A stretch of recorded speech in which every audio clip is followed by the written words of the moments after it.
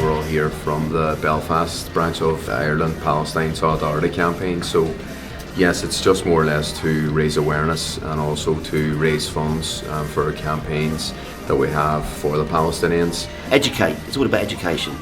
They're educating people to what's going on, the horrific events that are going on, and how we can sort of add a voice. My name is Rowan O'Donnell, and I was talking today about international aspects of the 1916 Rising, specifically the very important role played by the Irish Americans in the logistic support, financial support, moral underpinning of what happened at Easter Week 1916.